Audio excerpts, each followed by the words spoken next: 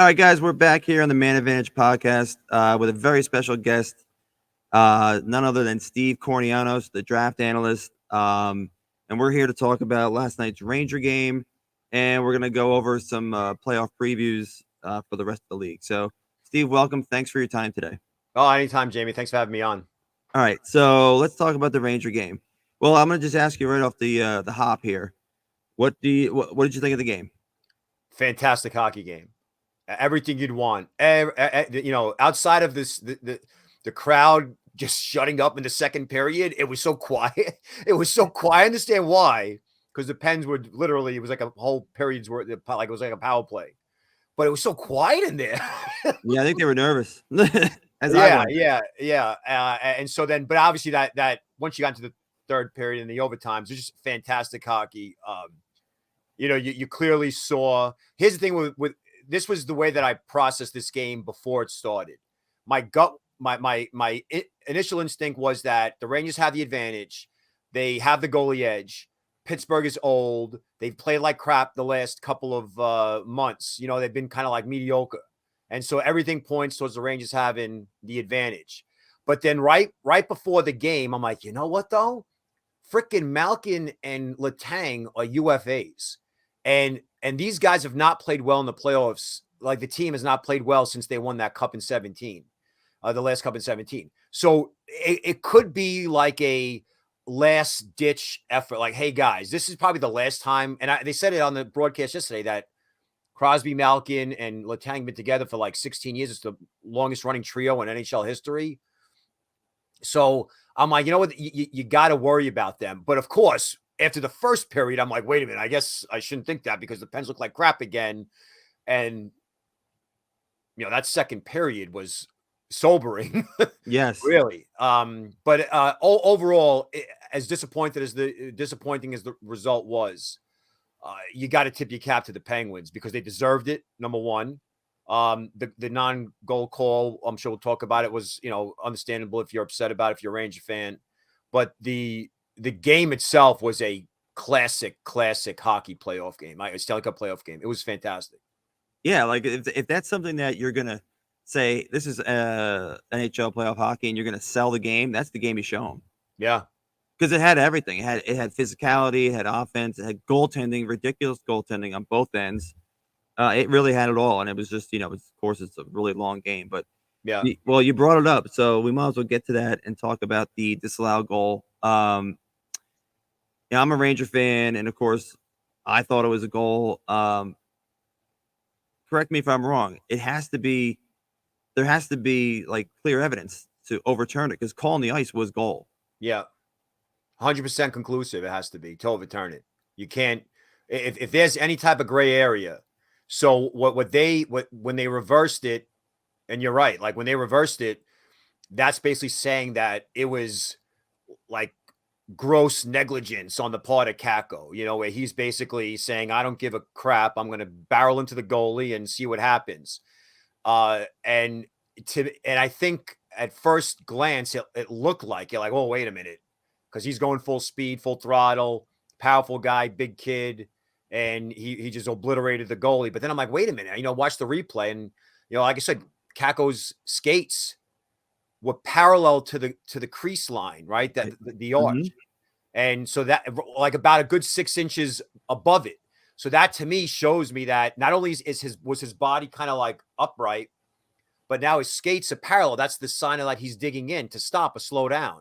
But he's got a guy who's checking him from behind. And you cannot tell me that Dumoulin did not impact that collision, that he had a hand in that.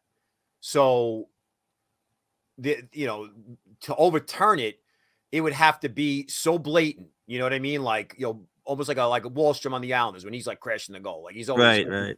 Yeah. Right. And unfortunate, not surprised because it is Pittsburgh and listen, it's Pittsburgh. They're always going to get the benefit of the call, especially with the Rangers being the younger team and the inexperienced team. But obviously it could have profound impact on the series. But I guess at the same time, you look at the numbers, when a road team wins game 1 and they lose game 2, which is common, that is the series always goes in favor of the home team that got the momentum back. So that the road team will say, well, we got home ice, so we were happy. But the momentum's games 2 and 3 are more important in my opinion. I think the numbers even verify that. So I agree with you that it should have been a goal, and I saw what you saw with the Dumoulin definitely pushing on his back. Um, I'm not worried as a Ranger fan. Like I'm okay with them Rangers playing on the road. I don't have a problem with them playing on the road. Um, One thing I wanted to ask, what did you think of the Lindgren hit in the first period? should have been a 5-minute game and a suspension. You That's think? what I thought. The minute I saw that, I was like, first of all, I understand what they were trying to do, be assertive and set the tone that way. And when I saw that, I'm like, I got 92 Penguin series flashbacks where the Rangers had all this skill and they technically could have outskilled those Lemieux Penguins. And they're like, Nielsen told them, no, let's goon it up and let's freaking go for the big checks. I'm like, oh, I don't. This is what Gallant's MO. When he was with Vegas and Florida, this is how they played. But yeah, I thought it was a dirty hit. It was bad. It was bad. Like, and it wasn't even really necessary. You know what I'm saying? I felt like, he could have delivered a pretty hard hit, but it was high. He clearly got the guy high. So I don't know if it's going to get reviewed or not. But my initial thought when I saw the first replay was 5 in a game, or at least 5. Well, or head contact, whatever you want to say. So, I saw a couple pictures on Twitter, and it looked like it wasn't like perfectly recognizable if he hit him in the head. It looked like he hit him in the chest, and his trajectory was going up. Yeah. Like, he's going through the check. It looked like his feet were on the ground. I thought it might have been late. Yeah. More than anything. So it's probably a penalty, but I didn't think it was a 5-minute major. That was just my opinion. But yeah, I feel like with a team like Pittsburgh, you got to stay out of the box. You just, because they have such high end talent and all that. But just what's your sense of the series going forward? Like, what do you think happens here? Definitely eye-opening experience for the Rangers. Yep. Huge one. I mean, right. This is if we're going to use, academia to make as a metaphor, like this is like advanced degree experience for these kids, and they're all kids. It's a young defense. I mean, you got Braden Schneider, Keandre Miller, Adam Fox, Ryan Lindgren. These are not veteran defensemen. They're not even close to being veteran defensemen. They still got a ways to go to get to that level. And so this type of experience is invaluable. And what's surprising is you would think that the younger team would have the fresher legs, but I think you and I know, like there are times in your 30s where you feel like you're in better shape than you were when you're in your 20s, like especially like running and cardio. And so I think that I was very surprised to see Pittsburgh just dictating play. So it was a wake up call. I think Gallant got a little bit outcoached by Sullivan, which is crazy because if you talk to Penguins fans, they'll say, "What, are you nuts?" That they've been wanting to get that guy fired for like a couple of years. But I didn't like the fact that a lot of Ranger chances were to the outside. So the key for me is the Rangers now going to have to, number one, get more shots from the middle of the ice. And how do you do that? How do you get the Pens and lure them away? Well, it's going to take a lot of skill, and the Rangers have that.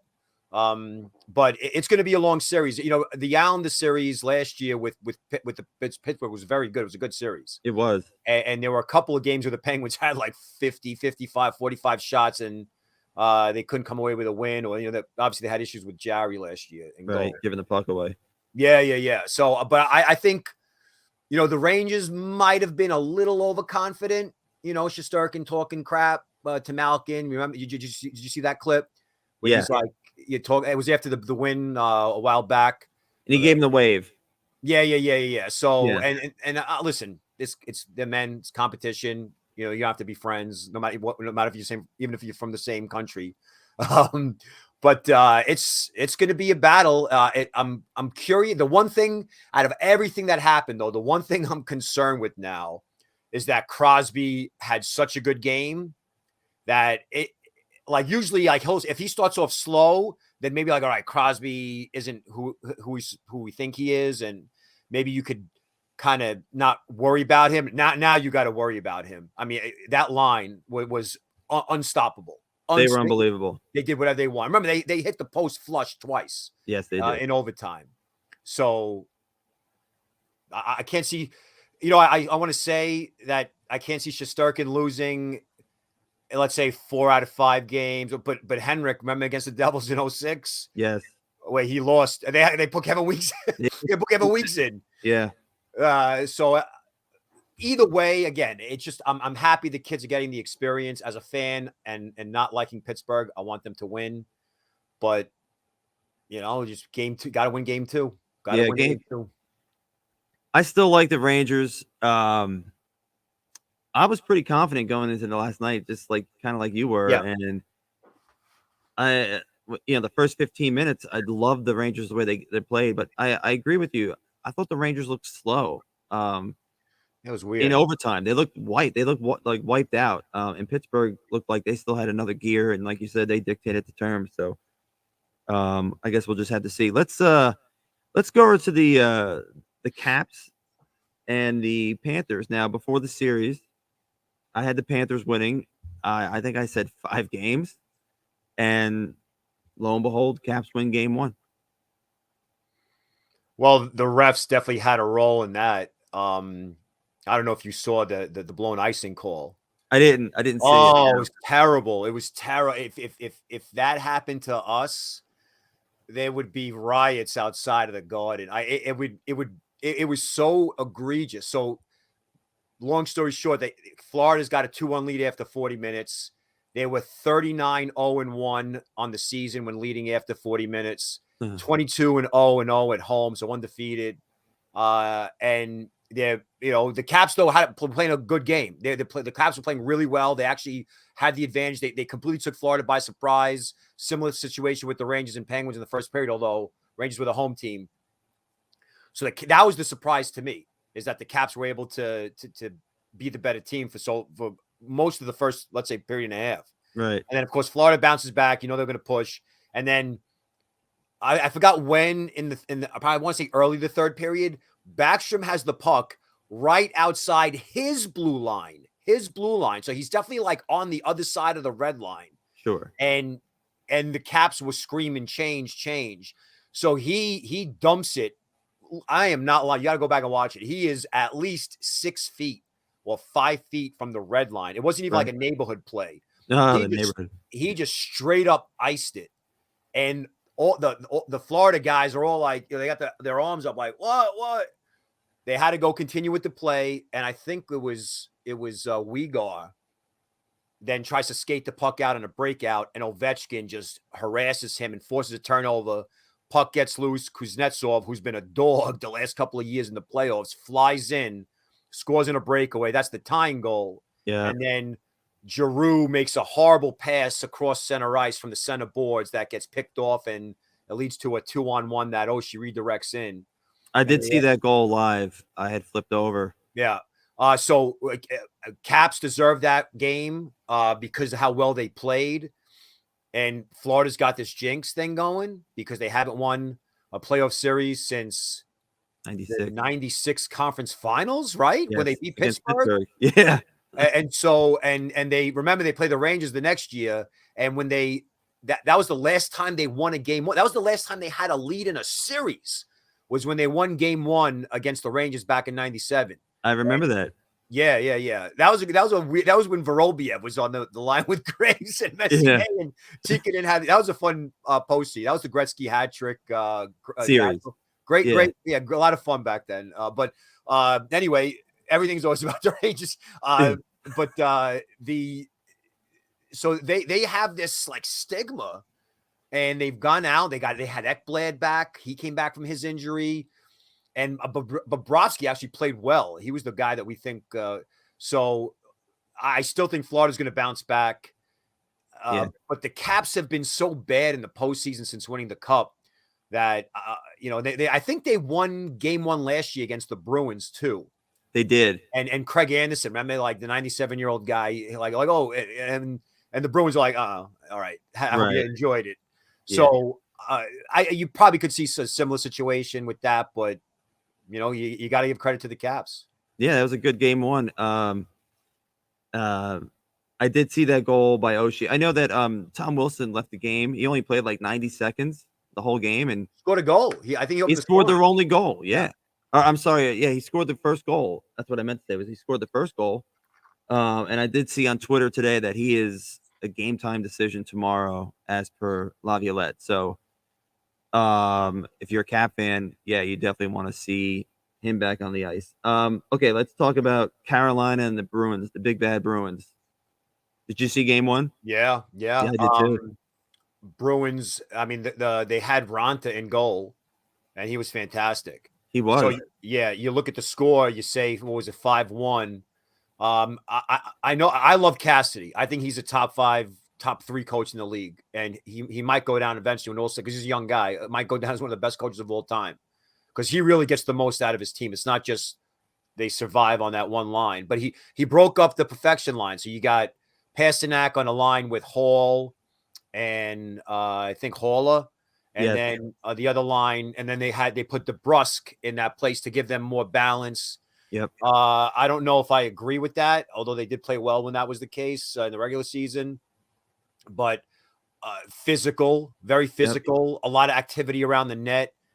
The Bruins would definitely, they would trying a lot of jam plays, and but they held the advantage. And but the goaltending of Allmark was kind of questionable. Some of the goals he let up, the 2-on-1 goal that Teravainen scored, I mean, that's a laser. But he was asked in his press conference if he was going to go back with Allmark. He said game time decision, but he's going with Swayman. Did they announce it? I think he's going with. I'm sorry. I think he's going back with Allmark. Oh, he is? Okay. Yeah, which is surprising to me because everything I've seen with Swayman this year, I'm impressed. Yeah. Well, he's probably going to make the all rookie team. Yeah, I mean, I like him as a goalie. But Cassidy knows the room, and I watched a lot of this game on Monday night, and I thought Boston played well. Yeah. Carolina, they're becoming one of my least favorite teams. I like Brendan Moore as a coach. Yeah. They are so aggressive and they play so hard. And there's a ton of skill. I mean, Eric Stahl, or not, I'm sorry, Jordan Stahl. Yeah. And Jesper Fast, and I can't remember the other guy in that line. They're a tough line to play against. But just overall, they're a good team, and they got a lot of guys you don't like to root for, like Tony DeAngelo. And I mean, they are a top defensive team, and they have been on the Brendan Moore. They're an elite defensive team, not just they are. And it's like people think about, well, you got Aho and you got Svechnikov, and but it's like you said, like there's no break with that team. You don't get a break. Premier penalty killing. Their penalty killing is an absolute weapon. Yeah, it is. 88% for the year. I mean, that's just unheard of. Yeah, and when I watched the series last year against Nashville, the only thing that really has hurt them in the playoffs, remember now, because they've been a good team for a couple of years now. They went to the conference finals back in, was it 18? And ever since then, it's been disappointing for them. Like they've been knocked out earlier than expected. Mm-hmm. Is finishing. That they, no pun intended, with Aho and Teravainen and Kournianos, but they've had issues burying that. They'll always have the advantage in chances. Now, it wasn't the case with game one. The Bruins have this thing though. And I don't know if it's Cassidy, I don't know if it's Bergeron and Marchand and motivating the guys, but the Bruins just have a way to make puck carriers doubt like their abilities, even the good ones. And it's the physicality, it's the smarts when you have guys like, and Hall is playing his best hockey since he was the MVP for the Devils. So and McAvoy, I think, should win the Norris. He's my Norris winner, more so than Yossi. McAvoy he goes so far under the radar. No one ever talks about the guy. He's an amazing player. Yeah, he's basically like a young Shea Weber, in my opinion. He's just a guy that will solve all your problems, and not easy shoes to fill with Charlie and Krug too. So you looked at that defense like, they lost Chara and Krug, and I mean they got Lindholm, So he helps, but I think it's going to be a long series, definitely a long series. Carolina, and the thing is, what Carolina's got to worry about now is how beat up are they going to be? The Bruins are going to beat them up, I think, pretty badly. Beat them up physically. You know, I mean, not Yes. score-wise, but Yes. that it could be a situation where it's going to take them a lot to beat Boston if they survive, and then you got to play freaking, Tampa, Toronto, or so. Yeah. Nature No, of the I beast. think I picked Carolina, but I think it was going to be a long series. I think it was either 6 or 7 games. Yeah. Even though I kind of rooting for Boston just because I just hate Carolina a little bit more. So, all right, let's talk about Toronto and the Tampa Bay Lightning. You said you didn't see the game, that much of the game. No, well, I mean, I watched the beginning and then it became a laugher, and I switched over to the Boston Carolina game. Well, I focused more on that, and then I switched over to St. Louis, Minnesota, and I was on a podcast on Monday, and my pick for the Stanley Cup Final was Colorado and Toronto. That I'm liking. I'm thinking that Toronto's low point last year was, you can't get much lower than that. I said the only way you could go even lower than blowing a 3-1 lead to the worst team in the playoffs, like the Leafs did, is blowing a 3-0 lead. So a series lead. So I don't think they can't get any worse for Leafs fans, and that much like the Red Sox with Boone and Grady Little and Pedro in 03, where that one stung more than that should have stung way more than Bucky Dent, maybe not as much as Buckner, but still, like that for that group, it was humiliating and embarrassing. And oh, by the way, to the Yankees and and that end of season. So I think that with the Maple Leafs, that to lose to a rival like that, and they seem so determined. And on the flip side, I know it's hard to count out Tampa, and Cooper's a brilliant coach, probably the best in the game. But Toronto has really, take away that 7-1 game towards the end of the season, whatever. Yeah. Toronto has really beat up on good teams this year. They beat every good team in the league this year. I think they were 14-5 against the top 12 teams in the league or something like that. And but they're still the Leafs.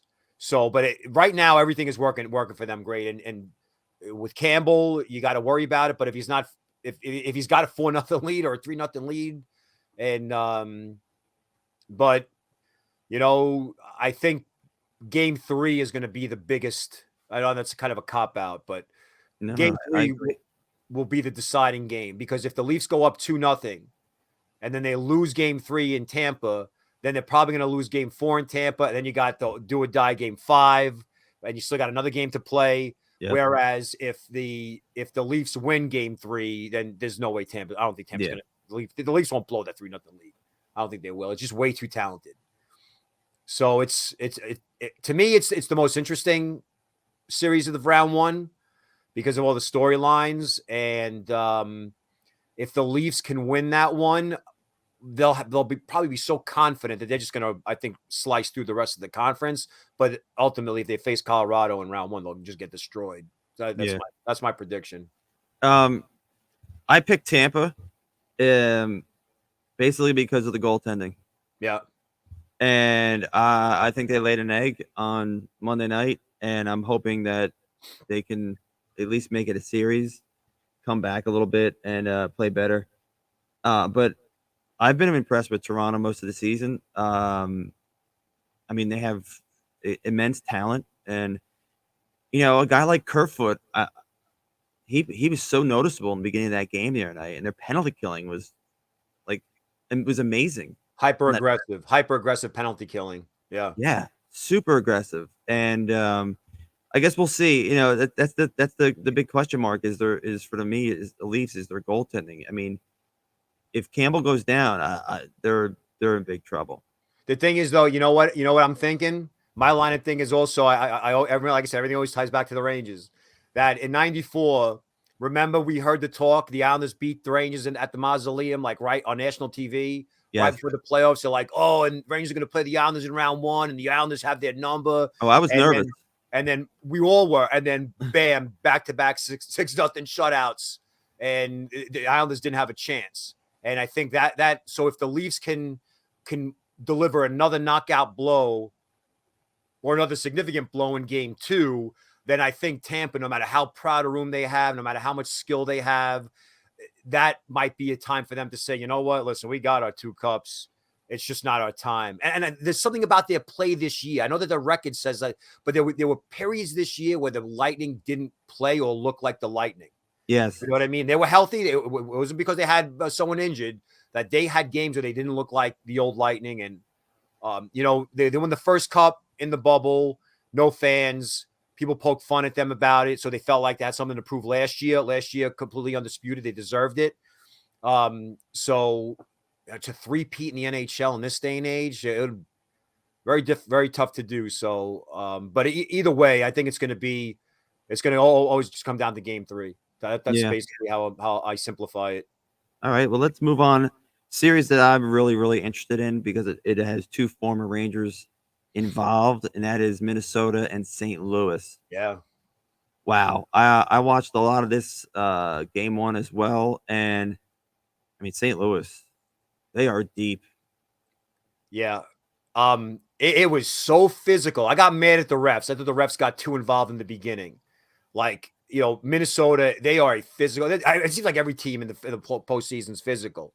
But they are a really physical team. They got big bodies everywhere, and St. Louis, since winning the cup, they've had a couple of clunkers in the postseason. Yeah. They went with Husso instead of Binnington. I agree with that. Binnington, it's always mental with him. Everything's on the mental aspect. I know with a lot of goalies, with him, if he cries, he feels bad for himself. Like I'm happy they went with Husso. And so the 2 things I noticed in that game, besides the officiating, is that the 3 power play goals, right, that St. Louis scored, I think all 3 that Perron scored were weak side rebounds. And I don't know if they scouted Fleury. Well, they definitely scouted Fleury. But if the scouts for St. Louis noticed a trend that when Minnesota kills penalties, and they have some really good defensive forwards on that team. Yeah. That they leave the weak side open for rebounds or for slam dunks or for seam, cross crease seam passes, whatever you want to call it. And all 3 of the goals that they scored were rebounds off of Fleury makes the initial save. And I guess in a perfect world, he'd put it back into the corner, but he kicks it, to the other corner or the other, I guess, circle. Yep. And the guy and Perron is waiting right there to hammer it home. And I'm thinking after the first time that happened, all right, that's when you call a timeout, or in between periods, you say, hey, listen, we got to watch that weak side because those guys are unchecked for rebounds.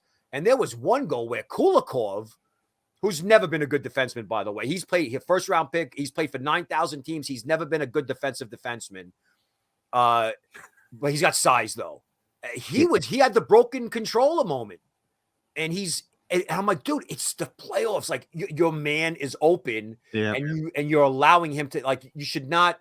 In my opinion, is in the postseason, the goalie, and we saw this with Shesterkin. I know some people with the Rangers are like, oh, the defensemen have to do a good job covering the front of the net.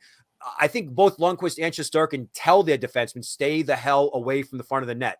Leave the guys open. Let me see the shot. 99 times out of 100, I'll stop it or see it and gobble it up. So I think that's why, people are a little critical of Schneider for leaving the net open. But I think that might have been, what the goalie asked. But sure. It's one thing to allow and then collapse, right? To like let the shot go through, see where the rebound, and then tie your man up. But Kulikov, which is, go back and watch I forgot which goal it was. I wrote it down. I have it in my notes. But so that series though, I think is gonna be like the Vegas one with Minnesota last year. It's gonna be a long series. Minnesota is so sick and tired of losing early and not getting to the conference final since 2003. But yeah, it's violent. Did you see the hit on Leddy by Boldy? I did. Oh, Boldy, that's your boy. I mean, how did Leddy survive? Not survive, but how was he able to play after that? His whole face. It looked like a clean hit. It was a completely clean hit. There was a lot of hitting in that game, and 2 proud teams. One team's got the cup, the other one just dying to get one.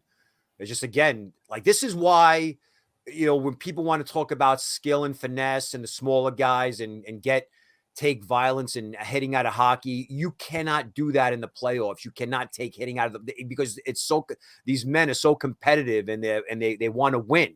And Yeah. when they say my goal is to win a Stanley Cup, like they really mean it. It's not like they're just saying a cliche thing, a canned answer. They really want to win the Stanley Cup. And that's why you see that kind of ferocity and violence and every series, the Nashville, Colorado. I mean, I'm sure we'll touch on that, but yeah, this is my pet series. This is the series that I'm watching. I am not changing the channel on it, and I'm going to stick with it.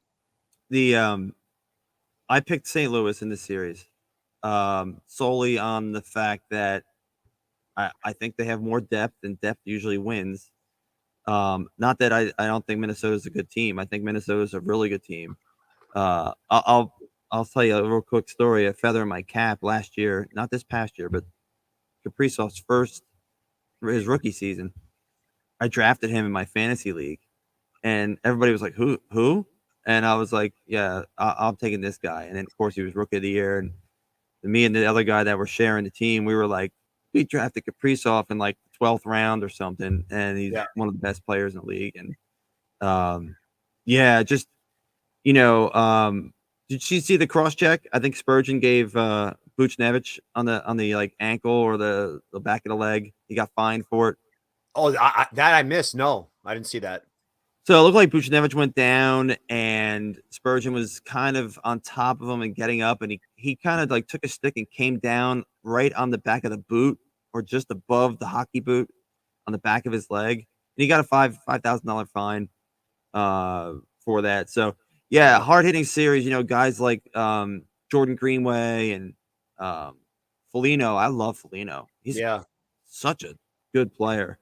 All right, let's Shen too. Shen was like a heat-seeking missile that game. He was, yeah, he was. It's great. It's probably my second favorite series. That and Tampa are like the two series I'm really, really, really focusing on. Okay. Let's talk about Edmonton and LA. Ooh. Yeah. I think the Ranger game was the best one of the first round. Through 2 days, that game was 1A. Yeah. Fantastic game. I mean, McDavid with a highlight reel goal. A little bit too many penalties for my taste. I wish the refs kind of let him play a little bit. But that shutdown line of Deneau, Trevor Moore, and Iafallo, fantastic. And they just and then Kempe and Athanasiou was and Kopitar, another line. And even Kaliev and Byfield were getting some power play time. The thing with the Kings is their defense is very young. And so for them to walk away with a win with basically, Edler as the most experienced defenseman, then, Mikey Anderson, Dursey, Spence, these kids they haven't been in the league more than 2 years. And to go into Edmonton and do that, very physical game. Yamamoto was as big as he is or small as he is, whatever you want to say. He was an animal. There's so many high-end skill plays you saw, but ultimately in the end, listen, Mike Smith was playing the best hockey of his Oilers career heading into that game. Quick was playing his best hockey since being Jonathan Quick, the one that we know with the cups and everything. And in the end, and Quick was fantastic, and so was Smith. But Smith and his puck handling, like sometimes I understand it's a big part of his game, but situational awareness is a big thing at that point. All things considered, the crowd's into it. You rally back, because I think the Kings were the ones that kept on scoring, and the Oilers kept on coming back to rallying to tie it. Correct. Yeah. But it's going to be, it's old school. They haven't played in the playoffs since '92. When Bernie Nichols and Don Fuss were on Edmonton, and the Kings had, Gretzky and Robitaille and Rob Blake and them. So I love it from a rivalry standpoint. Yeah, it's good rivalry. I think the Kings surprised the Oilers a little bit. But then again, the Oilers have, much like the Leafs, they have this thing where they outside of 2017. Yeah, it's been a very rough go for them, losing to Chicago in the first round, the playing round in 2020, getting swept last year by Winnipeg. So we'll see. We'll see how they respond. It's interesting because I picked Edmonton in this series, and because I haven't been impressed by LA down the stretch here. No, they weren't playing well. Just quick was saving them. Yeah, and with the loss of Doughty, when they announced that he wasn't going to be there for the rest of the year because he was having surgery on his wrist, I was like, well, their defense is so young. I think they're going to crumble under the pressure of all these guys, the Dreisaitl's, the McDavids, the Evander Kanes, and all that. And I get that they have Mike Smith in net, but I had a little more confidence in the Oilers than I did the Kings. Yeah. We'll see. I think a lot of these series are going long. I guess we'll just have to see. I like when the series do go long because it you get all these different storylines, and there's more chances for other guys to sort of step up and do something. So I guess we'll see. So let's move on to the Nashville and Colorado game. A very violent, angry game, and it was over within like 10 minutes.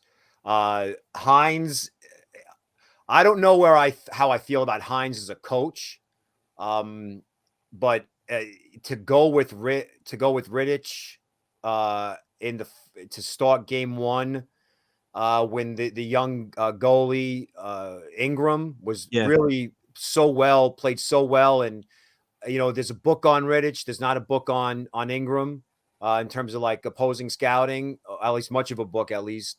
So I felt like, I mean, unless he was maybe wants to protect the kid and not destroy his confidence, so let the veteran go.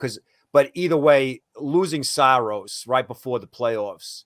Yeah, Saros was the only reason why they were competitive with Carolina last year. But I hate to base anything off of one game, but I think you got to be high if you think that Nashville's got a shot in this series without their goalie. As good as Yossi is, and as good of a season, bounce back seasons for Johansson and Duchesne. Yeah, you got the Herd line. I think the Preds are the most physical team in the league in terms of the amount of hits that they deliver. Their forwards do a lot of hitting. They do. And if you want to say, well, they don't have the puck, it's not a good thing. Like, trust me, it was effective for them this year. And so the mood here in Nashville is dread. They're expecting the worst, but they're positive people here, so they're kind of like, oh, go Preds. But whereas us, we'd be like, oh, I'm becoming a fan of a new team. If the Rangers lost 7-2 in game one, and with within it's 5-0 in the first period, we're like, at least a baseball team's doing well. You're right off, but it's going to be a short series. Colorado, to me, they're going to need to end this as quickly as possible. Make sure whoever's hurt, Landeskog is back, so you don't want him playing more than he has to. Let him play as much, shake off as much rust as he can. Yeah. Let Kemper get comfortable being in that new uniform, being in that new environment in the postseason, all the pressure and everything. And then just wait to see if you're going to face a powerhouse, a tough challenge in round two, or you might get lucky if there's like an upset. But Colorado is really mad. They're playing mad, and so I think that just history always tells us, like, you teams that special, they're not going to keep losing in round one and round two. You know what I mean? Like, sooner or later they're going to, like the Red Wings. Remember the Red Wings? Yep. In the early 90s. I think just the way that they played, like Nashville was doing the right thing. You want to be physical, but when you have all that skill, you really, and it's exactly what happened. Nashville was going for the big hit. The big hit accomplished absolutely nothing because you have 5 playmakers on the blue line, and they know how to pass the puck. They're willing to take a hit to move the puck. And then you saw the goal that McCaw scored. My goodness. Yeah. Machine. They're a machine. My Cup favorite. Okay, that's good to know. So I was watching the Ranger game when this game was on, so I didn't see any of the game. I saw the highlights. Yeah.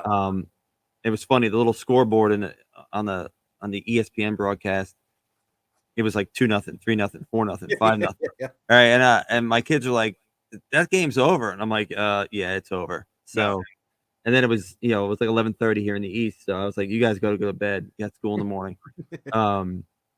Yeah, I picked Colorado in that series, and I think I picked 5. Hey, just real quick, are you going to go to game 3 or 4? No.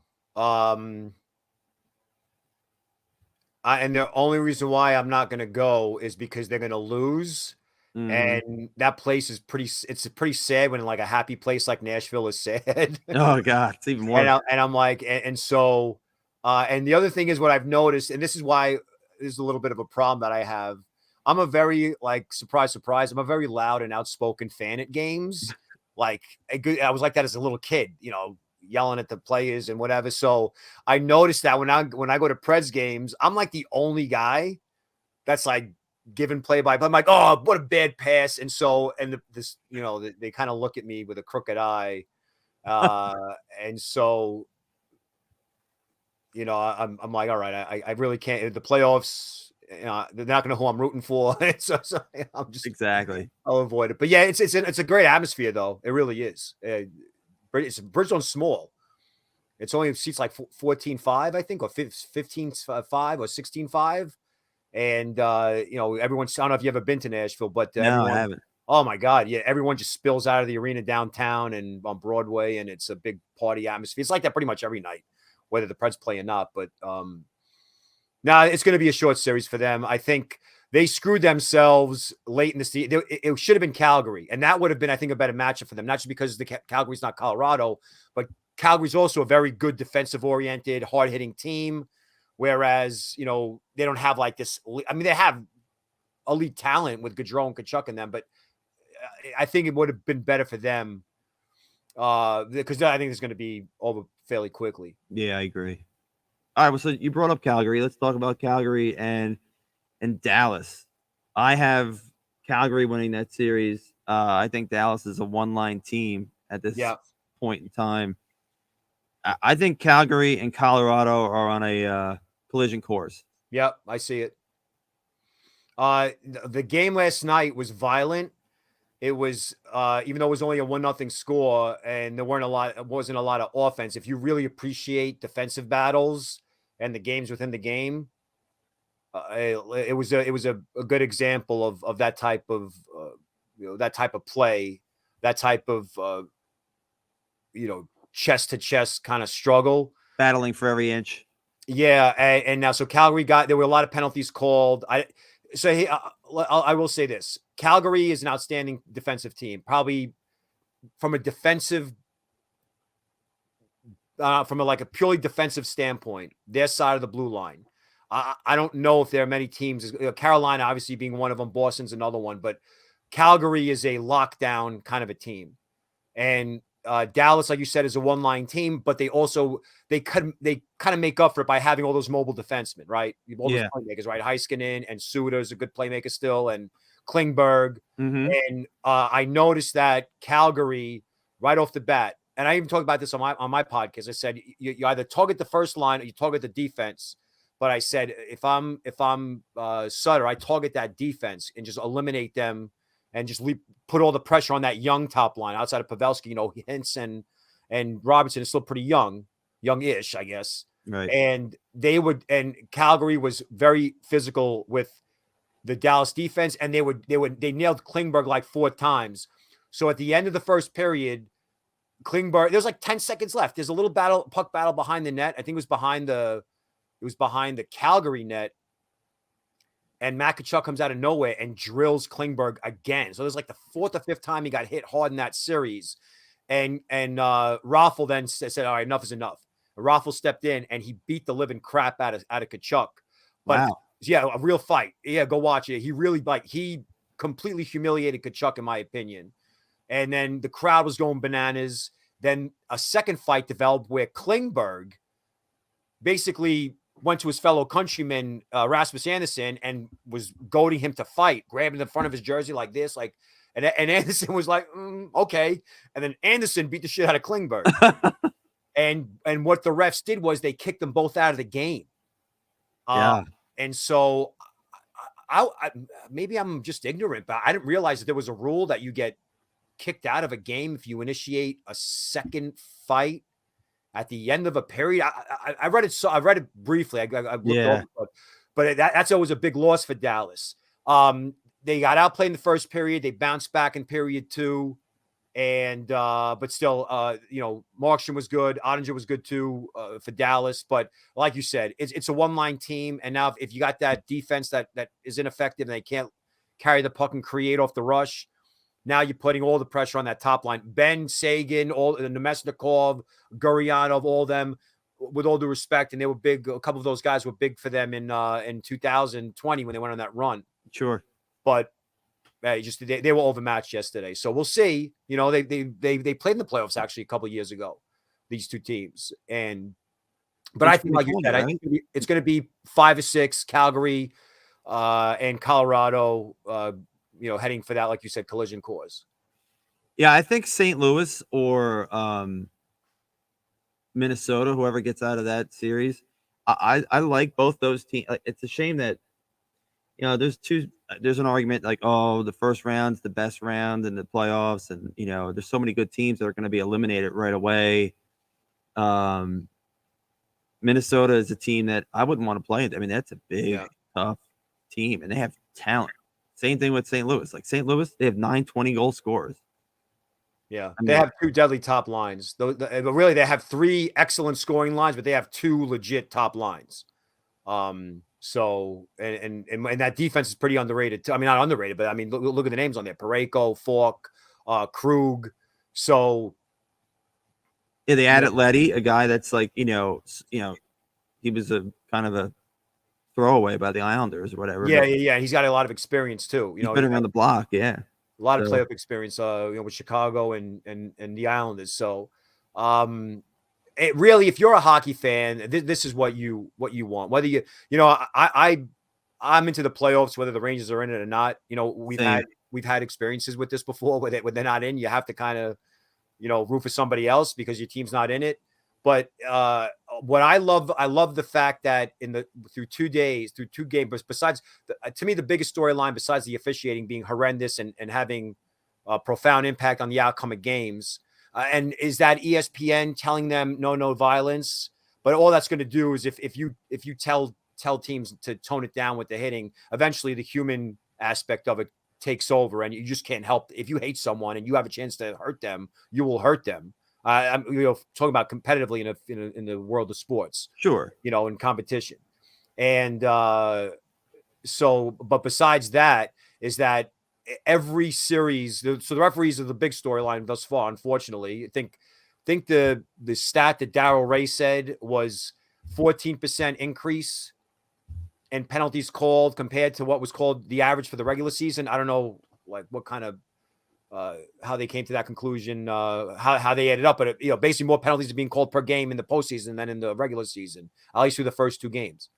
But the physicality, and a skill will always overcome physicality if you have both, right? If you have skill and you're physical, that's a good start, to win that first series and get over the hump. But you're gonna have 3 50-win teams or 4 teams with that guaranteed to get eliminated in round 1.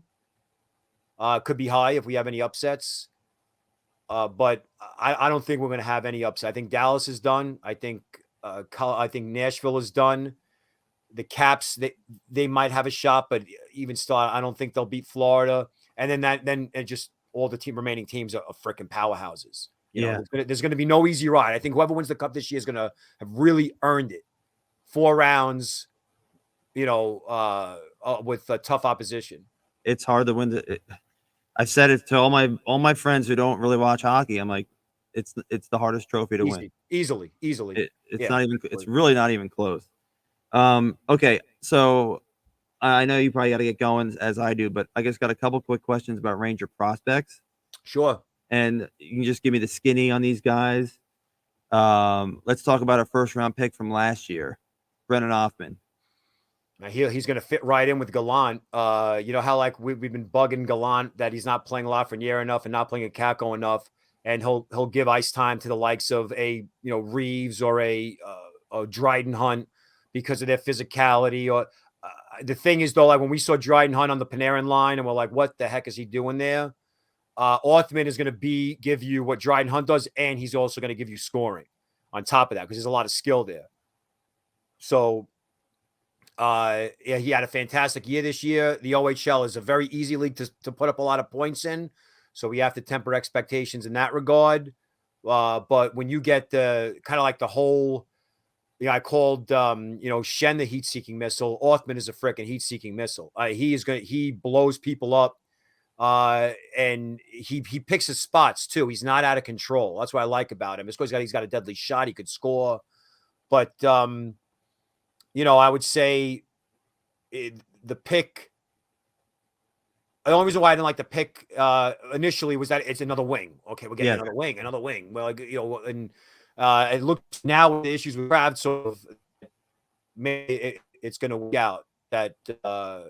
That a guy like Othman, and a good thing about Othman too is he's going to push Lafreniere and Kako to be better as well.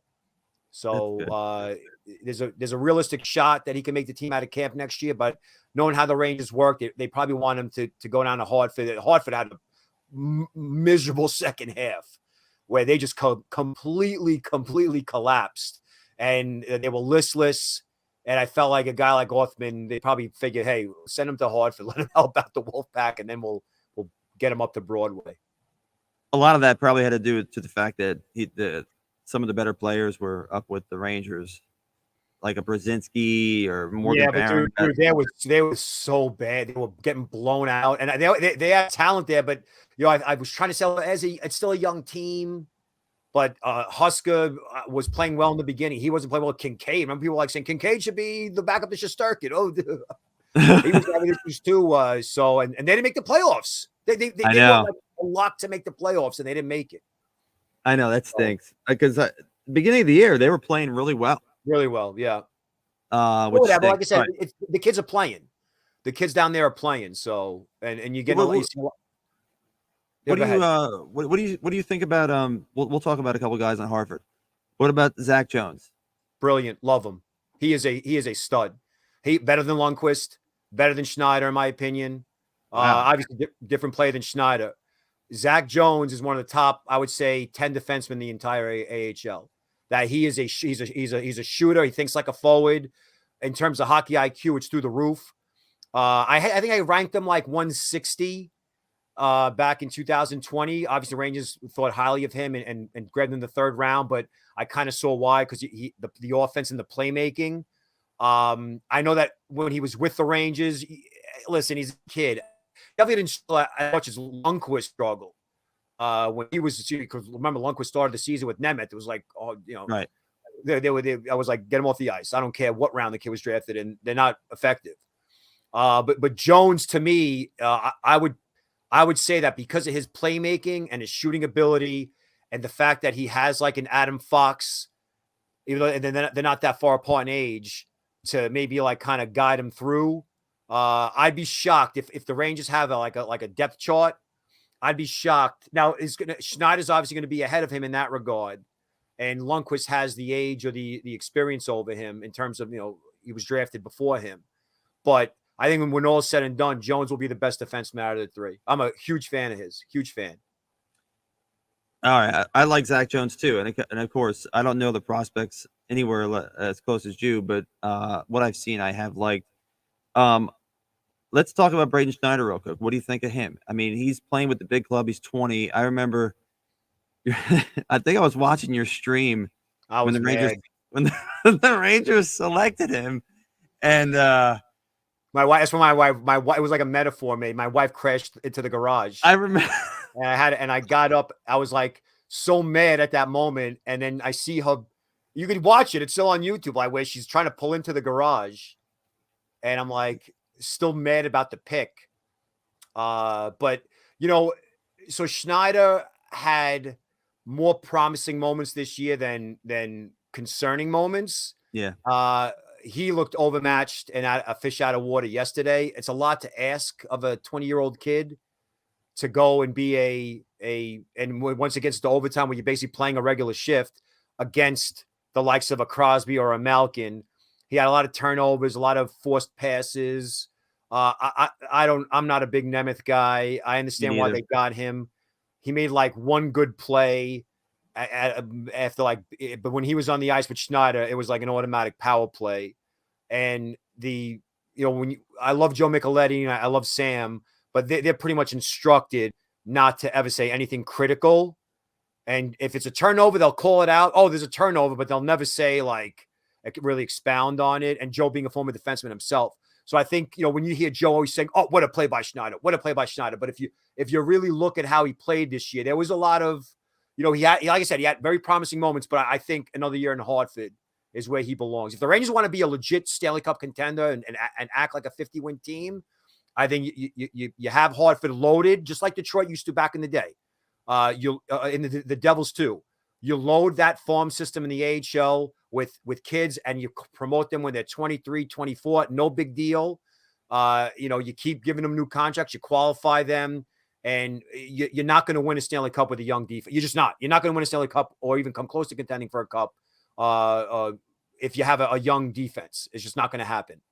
And so obviously Colorado, you could say, is the exception to that rule, but the Rangers don't have anybody like Hale McCarr or, with all due respect to Adam Fox, and just the sheer like the talent that they have on that blue line. I mean, Taves and Gerard and who's the other guy? Bowen Byram. I mean, Bowen Byram's a franchise defenseman.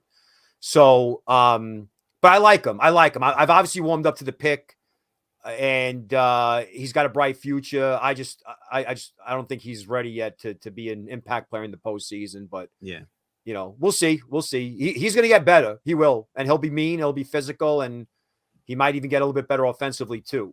So, all right, I'm going to ask you about a couple other guys. What about Keandre Miller? I mean, you're seeing what I'm seeing. I think we're all seeing it, that within a couple of years, he might be the team's best defenseman. And I don't mean like Adam Fox, but they're different players. You know what I mean? Yeah. Whereas you're starting to see the McDonough and Keandre Miller, right? McDonough, when he was in Hartford, that a little bit in 2010, I think it was, you're like, oh, wow, okay, we got something, former first round pick. And then in 2011, you're like, wait a minute. And unfortunately, Sauer too, when he got hurt. I thought both of them were fantastic together when they were paired. And then 2012, they win 50 games, go to the conference finals. McDonough's the number one. He gets Norris votes. And then from there, he just takes off. You know what I mean? So I think we're going to see that similar, and not just because they're from Minnesota. They're both from Minnesota. I think with Miller. Now, at the same time, puck management and decision-making can be a little iffy, but he's still so young. You know what I mean? He's 21 years old, I think, right? He was 2000 boards. He's like 21 or 22. Yeah, he's 22. So, so he's going to be fine. And, I just want him to see him play a little meaner, have that intimidation factor a little bit more. But as far as confidence, he clearly doesn't lack it. And that's a big sign. And what did he play last night? Like 40 minutes. It's good experience for him. I like him. Huge. Yeah. I see him a lot. Every time they play Pittsburgh, it seems like he's not scared to get in Crosby's face. No. And I like that. And I'm not saying he has to beat up Crosby, but no, let him know you're there. Yeah, so. I agree. All right, we'll go back to college. What about a guy I was really happy? I know you liked him a lot. That's Brett Berard. Yeah, I mean, I didn't see a whole lot of Providence this year, but there's like a little bit of Marchand to his game. I'm not going to say now Marchand. It took him a few years to become an elite player, but when you have that abrasiveness and the ability to get on an opponent's skin, the Rangers don't really have a player like him. They don't have like a smaller, pesky, but tough, abrasive, in your face kind of guy. And so the good thing about Berard is whenever the time comes to promote him and give him a shot in the NHL, and the Rangers always do that, they're going to give their kids a shot with the big club eventually. All these top kids will get a shot. That he's either going to become a fan favorite right away as a checking energy line kind of a guy. I'm not going to compare him to Sean Avery because Avery is a real asshole, both on and off the ice. But what is with Avery, by the way? Yeah. What's with his abusing delivery guys in Manhattan? What is all? What is? Have you I hadn't seen heard that. What did he do now? All right, so I have an Avery T-shirt, so anyway, I love Berard. By the way, I'm a huge fan, but I wanted to. It was just odd that so we all were wearing our Ranger gear last night. One daughter's got a Leech jersey, the '94 one. The little one has a Zuccarello T-shirt. My wife's got a Lundqvist T-shirt, and I have an Avery T-shirt. I said, all right, I'm going to wear the Avery T-shirt because I'm just going to see if they win. If it has a good luck, I'll keep it on. And they're like, well, who's Sean Avery? I'm like, oh my God, you know who he is? All right. So I went on YouTube and I was trying to show them like the Bordeaux stick thing, yes, and, calling them fat. But then he has like a YouTube channel. And so he's like a bike riding guy. Like he rides bikes in Manhattan. And so he's big on the bike lane. So anytime he has a camera with him, and every time he rides his bike in Manhattan and like a delivery guy is delivering sign, it's Manhattan. So he's delivering, he's got to pull into the bike lane. And Avery's a guy from Ontario. He's not from New York. I mean, he lives here and he's got a lot of money and he's been here for a while, but still he's not a New Yorker. To me, he's not a New Yorker. New Yorkers people, but that's another story. Anyway, so he like stops the bike and he's filming the delivery guys and he is calling them the most horrible things. Like he's like, you lazy piece of what? Yeah, because the guy decided to park and download his stuff. Like, and he does it to homeless people who have their shopping carts and their soda cans and everything. So I'm like, what's with Avery? I don't know. He was always kind of an oddball, but Berard is the kind of. That was a little bit of a tangent. Sorry about that. That's okay. But Berard is the kind of guy that he's going to endear himself to the fan base rather quickly. But he's just too skilled, I think, to just label as a checking grinder, pesky type. Like he might eventually force his way into like a middle six role and see power play time and so on. And to your knowledge, is he going to be eligible? Will he be eligible for the World Juniors in August? Shouldn't be. He's an 02. He's got a late birthday. Oh, for August, I don't know. I didn't see what the rules were. If they were going to bring back the rosters or they're going to age those guys out and because I guess if the plan is to play the World Juniors again in December, then maybe they'll have, the 03s being the limit for that one. And I think the 02s for August. So maybe he'll be eligible. I don't know. Well, it depends on the rules. Yeah, it's interesting because some of those guys that were playing have like Matty Beniers. He's in the NHL, so he's definitely not playing. Yeah. Beniers, Owen Power. Yeah, Power. Anyone even who's though he's Canadian. I mean, I know he's Canadian, but Yeah. But like anyone with an 02 birthday, if they aren't going to be playing in August, then they'll be aged out and they can't play in December the next one. So, but it looks like they're going to allow the same rosters. They're going to have, they want to have all those kids back. Interesting. Even if it'll be interesting that to have that tournament in August. Yeah, I mean, we'll see. It's will be during the Hlinka, so I have to ignore it because the Hlinka is my priority because of the draft. Oh, so that's right. Yeah, maybe I'll watch the replays one of these days. Like if to me the ship sailed when they canceled it. We got to move on. But yeah, I know. It's not the same. Speaking of which, how in the heck did we lose to Sweden in the U18s? Goaltending. Yeah, they said the Swedish goalie was out of his mind. It wasn't. He wasn't really. He was good. He was excellent. He stopped like 5 breakaways. So okay, I don't want to take away anything from him. But the American goalie, he gave up 5 goals on like 14 shots, and he was bad from the very beginning. And he's a young kid. The kid's like 17. So, but the biggest reason why was the Swedes knew when you get outshot 55-15 or whatever it was, and you lose and you give up, freaking 5 goals, 1 and 6 with the empty net.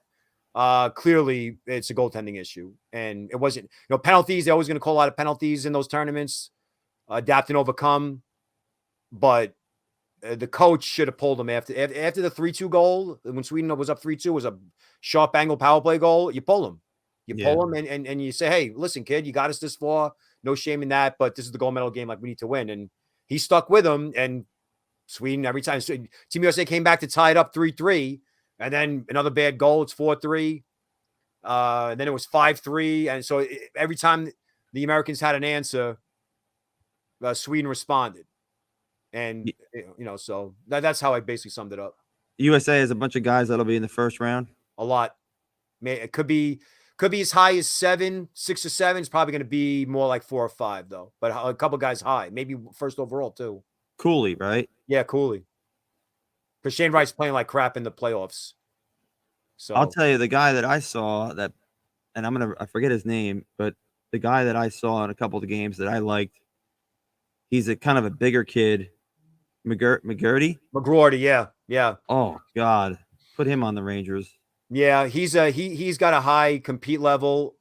He was actually supposed to be like a potential top 10 pick, but he was a little bit inconsistent this year. But he clearly he's got a real strong passion, desire for the game, and he's got the size. So he's a power forward, power wing, and the skills are there to match it. And he's clutch too. Like, he was the guy that was keeping them in that game. He scores big goals for them when they need one. So skating's kind of average, but who cares at this point? Like, hey, one thing we didn't talk about. Yeah. Can we just real quickly talk about Panarin? And like, what are your thoughts on Panarin yesterday? I think he had. Well, you know what? He had a bad game, and I felt like he fanned on a couple shots, and he a little hesitant. There's been a lot of times this year, and listen, Panarin's an amazing player. Sure. He is amazing talent, makes great passes. He's just a great player. I think he's probably like one of the top 10 players in the league. I just think he had a bad game. Maybe he was just, I don't know. Hopefully he's not hurt. I just feel like the Rangers in general need to get more pucks to the net instead of trying to be fancy all the time. Yeah. It's just keep it simple. I mean, I'm not comparing this because it's dumb. I'm going to tell you, I play beer league hockey, and all these guys try to make incredible plays. I'm like, look, just get like defense. I don't care. Don't take a slap shot from the point. Just take a wrist shot so I don't get killed. Get it on net. The goalie will it'll bounce off him and we'll score a goal. But yeah, as far as Panarin goes, I don't know. What did you think? I mean, he had a bad game. I mean, you hit the nail on the head. He had a bad game. He didn't wake up. It's like he was like cursing himself for all the bad decisions he was making. And then he woke up a little bit in OT. And then towards the end of the OTs, both the second and the third one, a lot of dipsy doodling, not a whole lot of effective play. No desired result. You know what I mean? Passing up shots, fanning on shots. Like, you're a playmaker, man. And a couple of times he made some really nice plays to catch cutters, and they had wide open looks. So, but if you want to say, like, in my opinion, out of all the top range of guys, to me, Kreider was the best player out of anybody last night in terms of everything, like breaking up plays, the hustle, you know what I mean? Like, he was a real leader last night. Zibanejad was kind of 50-50, but Panarin was, I mean, I'm going to read you my notes. You ready? Yeah. Panarin, dog shit all game, then woke up in OT. That's what my note says. Yeah, and it's funny because the last like the last like 10 games, he's been on another level. Like, he's taken his game up since the trade deadline, I feel like. Yeah. So it's kind of surprising to me that he had such a poor game. But it's just one game. It is one game, though. It's one game. It's one game. If he comes out and they win 4-1 and he scores 2 goals, we'll be, singing his praises, and you know how that goes. Absolutely. Yeah, it's funny. I've been watching a lot of old games, and I actually watched a game, Rangers Panthers from 19. It's funny you brought the series up earlier. The game where Talkin got the overtime goal, where they had to review it. It was the one where they had to review that, and in Florida, right? It was game 5. No, it was actually the one in the Garden where he scored the goal and play continued, and then the one that hit the camera. That was Yes, a slap shot. The big it's a bomb slap. from the like right inside the line. Correct. Yeah, but game 5, he won. He take it and score the winner in game 5 in overtime. He did. Yeah, He did. He had 2 overtime goals in that series. But it's so funny how different the game was back then, and obstruction was huge, rampant. hooking. I mean, you remember when guys would be skating and they would try to catch up to somebody, they would hook them and almost propel themselves around. Water ski. Yeah, yeah. Thanks And for it was water skiing. holy moly, like that was a thing, and you can't even think about doing that stuff now. But it's been the first 2 games, the first 2 nights of the playoffs have been great. Yeah. I'm just glad the sport, hopefully gets noticed by a few more people. Appreciate it. And, it's funny. I don't watch basketball, but it's always on TV. That's all they talk about. You look up any kind of network, all they're talking about is basketball. And I'm like, I remember basketball in the '80s was great with Bird and Magic, and then sort of the Bad Boys, and then the whole Jordan era. And I don't think any of these teams now could even compete with those teams. No, it's a different game. I mean, like they moved into the 3-point line. It's all jump. I mean, the center is essentially remember like during that era you had the prominent elite centers, right? Olajuwon, Ewing, Kareem. Yeah. It's just a different game. To me, my biggest issue with basketball is just how soft the players are. Yes. Like they're soft, like they're actors. They become soccer players. Where if you nudge them, they're coddled, and like 9,000 trainers come out, and it's like they show the replay, and the guy gets like it's like a dusting, and they LeBron to me, I don't care what he does, all the goodwill he does off the court. To me, he's a bad example, because of the Jordan was fiery and competitive, but he was a freaking man's man. He was a tough SOB. Whereas with LeBron, you see this like really weak, soft side to him, where he it's almost like he's a diva. And I don't know how that could, no, obviously the league makes $1 zillion, but I'm completely turned off to the NBA. The Knicks being terrible has a big part in that, and they've been terrible since 2001. Yeah. Like to me, what we saw in days 1 and 2 is exactly how the game should be played. The referees got a little bit too involved. I don't know if they're trying to send a message or not, but the physicality is gonna continue. And remember how last year, because of the realigning of the divisions, you had teams playing each other like 7, 8, 9 times, sometimes 4 games in a row. Mm-hmm. And it dawned on me when I was watching all these games last night, just like the ferocity, and the sounds of the hitting. I'm like, you know what? I said every division game should be a home and home. Like when you play division game, it should be home and home. And the rest of the schedule, find a way to make it fit and work. But when a team when they play against each other, like packed together in like a small little sample of like, let's say 5 to 10 days, that's when you see the hatred. And the hatred to me makes for better hockey. It really does. And this round 1, it's going to just keep going on into round 2. And listen, thing is that this is how it used to be. It's always like that. I was watching the 1990 some Campbell Conference Finals, Chicago, Edmonton, Messier. I'm glad you brought that up. Good. Yeah, and so the reason why I brought it up was, and I watched it was because Messier and Chelios were in the studio, and they're being asked, "What do you think about this elbow?" And I'm like, "Are you really asking Mark Messier his thoughts on an elbow and whether or not it should be a penalty or not?"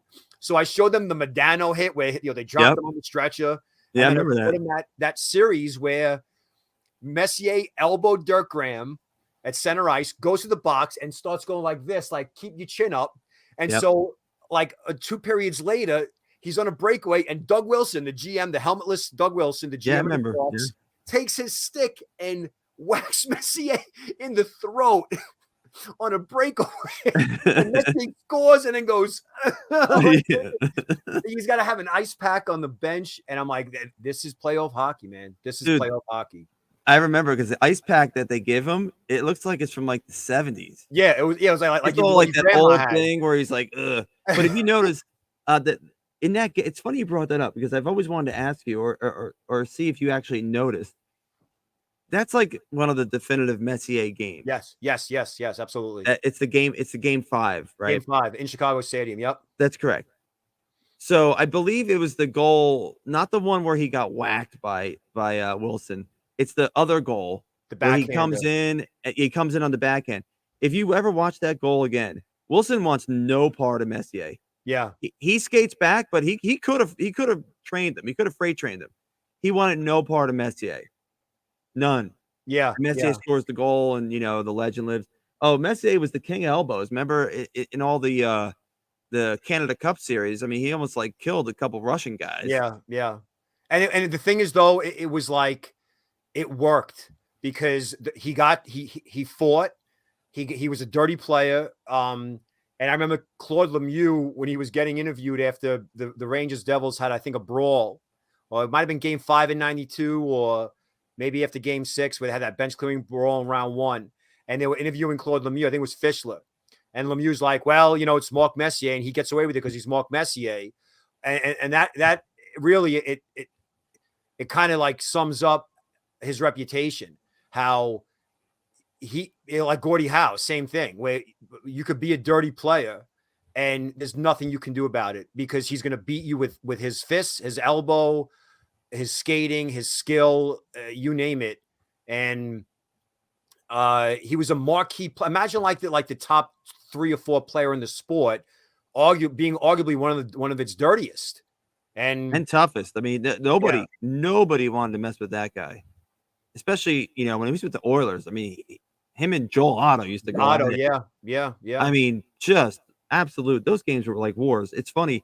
You brought up Messier, you brought up Jordan, and I think you could throw Tiger Woods into that. One thing that those guys have over a lot of the other guys in their sport, mentally tough. Yeah, resiliency. Yeah. Tiger used to. I think Tiger used to, when Tiger was Tiger, he used to just. He didn't really have to play great at the end because they were so scared of him playing great. I'm talking about the other golfers now. Yeah. They were just like, oh, I'm never going to beat this guy. It was almost like a mind game. Like and same thing with Jordan. Jordan just, Clyde Drexler's team can't beat our team. I mean, there's no way who's the team from, oh God, I remember the 92 final. I can't remember. Yeah, it was Portland. There's no way. It was the next year. So even Barkley. Yeah. It's just like I said, it's generational, man. It's generational. We were brought up in a different time where athletics wasn't viewed as something, where it's like you shake hands, but it's not like we have to really we care and we worry about the other team's feelings. Right. Or we don't want to hurt the feelings of the other team, or we don't want to, like, it was it brought out the best. It's like boxing. Like you can't be a passive boxer. Like, there's only one way to box. You know what I'm saying? That's it. And so, all the talk you hear about eradicating hitting in hockey, the OHL tried some pilot program where they're like, well, if we play from after COVID, we're not going to have any body checking. And it looks like it's actually being implemented now because there's barely any hitting in that league, like compared to what it used to be. So it's just like I said, it's generational. It's surprising to me how my daughters and all their friends, they're all, like 12, 13, 11, 10, that they seem like they're acting more like, the old school way. Like they care more about, that aspect. And I'm not going to disparage generations. Just like I said, it's preference. Yeah. But it's definitely, when it comes to sports and the playoffs, like it's big boy hockey. And there are some people that hate that term, but it's the truth. It's big boy hockey. Like, where men are men. And it is why it attracts attention. It's why the arenas are packed. It's why the beer leagues or the minor leagues like the UHL and the CHL, used to have 5,500 people a night in those arenas because it would be like freaking slap shot. You know what I'm saying? Where it's just a natural human thing to see that and say like, okay. And just like when you see a fight on the street, people record it. Why are you recording it? Because it's a, you know, but I love these first 2 days have been fantastic. I hope they keep it up. I just hope the refs tone it down a bit and let them play. Because if the refs let them play, then you'll see, you know, I think you'll see less, I guess, infractions. Eventually, that's usually how it works, and they learn how to, you know, how the refs are kind of what the kind of line, not the crossover. But hey, listen, I'm going to end it right here. Go ahead and plug your stuff, man. Just the Draft Analyst podcast. Mondays I do a prospect-centric podcast called Prospects Expressway, SoundCloud, iTunes, Spotify. And then on Friday is my NHL podcast. I call it NHL Interlude, I think. Yeah, NHL Interlude, where I'm going to – it's all playoffs. It's all playoffs. So draft-related stuff and prospects on Monday, NHL postseason and season previews eventually during the offseason. That's going to be on that. Blog is draftanalyst.com. Hasn't been that busy yet, but you got a lot of good archive stuff. And then my draft report is going to come out probably in like July, like early July, about a week before the draft. It's going to be loaded with information. I'm going to be charging more than $5 this year, though. Usually I charge $5. This year I'm going to charge a lot more because it's going to be the best one I've done yet. So a lot of work. That's why the blog. I've had the last 2 or 3, and they're great. I still have them on my computer. I still look at them. So it's great. And it was great for your time.